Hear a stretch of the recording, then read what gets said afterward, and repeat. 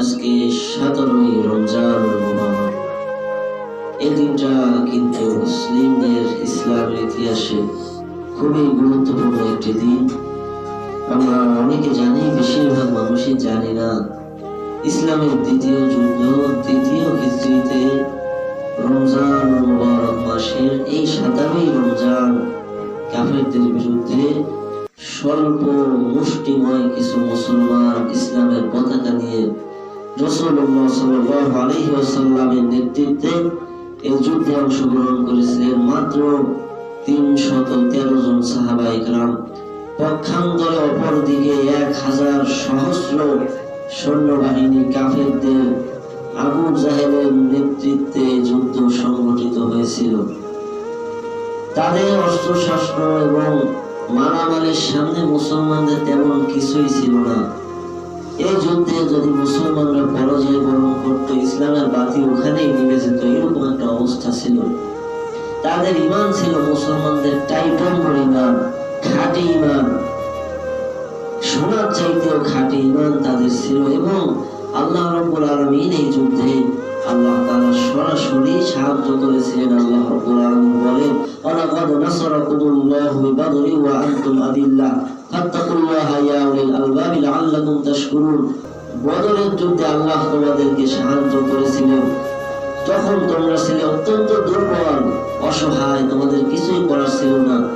তো তোমরা কি করো? ফাত্তাকুল্লাহা লাআল্লাকুম তাশকুরুন, শুকরিয়া আদায় করো, কৃতজ্ঞ হও।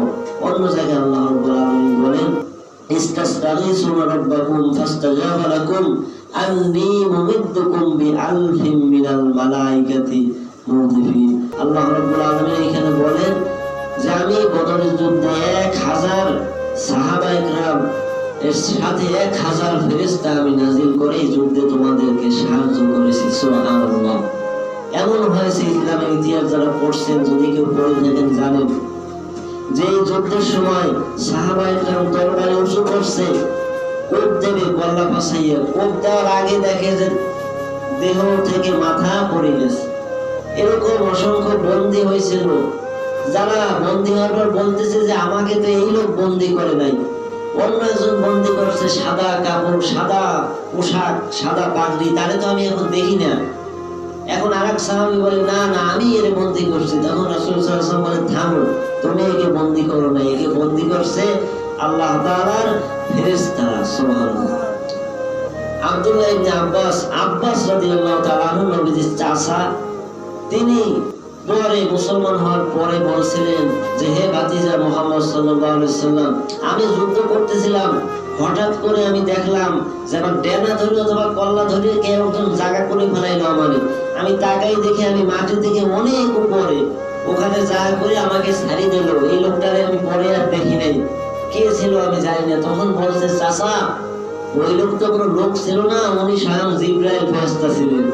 তিনি তো আপনাকে ছাড়িয়ে দিয়েছেন, কিছু বলেন নাই। তিনি ওইখান থেকে একটা আশার দিলেন, আপনার আর আজ বেঁচে থাকা লাগতো না। তো এইরকম ভাবে সাহাবায়ে কেরাম পর্যবেক্ষণ করছেন, আল্লাহ তাআলা সাহায্য আসছে। এই 17ই রমজান ইসলামের এক সোনালী ইতিহাসের যুদ্ধ, যাতে আল্লাহ রাব্বুল আলামিন ফেরেশতা দিয়ে আমাদের সাহাবায়ে কেরামদের ঈমান ওই রকম মজবুত থাকার কারণে সাহায্য করেছিলেন। 1000 কাফেরের বিরুদ্ধে মাত্র 313 জন মুসলমান।